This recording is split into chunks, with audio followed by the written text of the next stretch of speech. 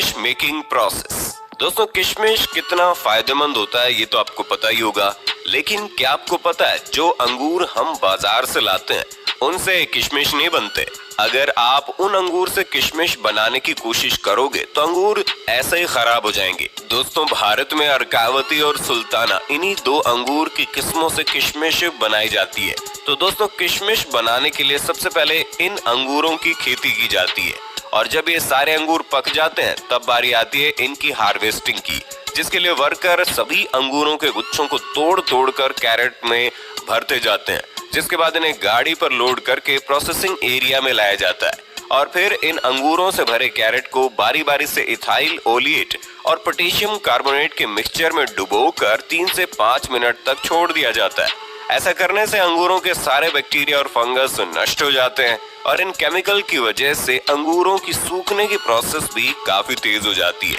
और ये सड़ते भी नहीं है। फिर इन अंगूरों को केमिकल में भिगाने के बाद इन्हें सुखाने के लिए एक जालियों का सेट बनाया जाता है और इन जालियों पर अंगूरों को अच्छी तरह फैला दिया जाता है। अंगूरों पर डायरेक्ट धूप लगने से खराब हो जाते हैं, इसलिए इन जालियों के रूम को छायादार बनाया जाता है और फिर इन अंगूरों को 10 दिन सुखाने के बाद ये सल्फर प्रोसेस के लिए रेडी हो जाते हैं, जिसके लिए इस जालीदार रूम को पूरी तरह से पैक कर दिया जाता है ताकि सल्फर का धुआं बाहर ना जा सके। उसके बाद रूम में थोड़ी थोड़ी दूरी पर गड्ढा करके उसमें भूसे को डालकर उस पर सल्फर पाउडर डाल दिया जाता है और फिर सल्फर को जलाने के लिए उस पर जलता हुआ कोयला डाल देते हैं। ऐसा करने से रात भर सल्फर का धुआं अंगूरों पर लगता रहता है, जिसकी वजह से अंगूर तेजी से सिकुड़ने लगते हैं और इसके बाद अगले दिन इस रूम को खोल दिया जाता है और फिर अंगूरों को 4 से 5 दिन सूखने के लिए छोड़ दिया जाता है और जब सभी अंगूर सूख कर पूरी तरह से किशमिश बन जाते हैं तो इन किशमिश को निकाल कर कैरेट में भर लिया जाता है। इसके बाद इनकी सफाई करने के लिए इन्हें प्रोसेसिंग फैक्ट्री में लाया जाता है।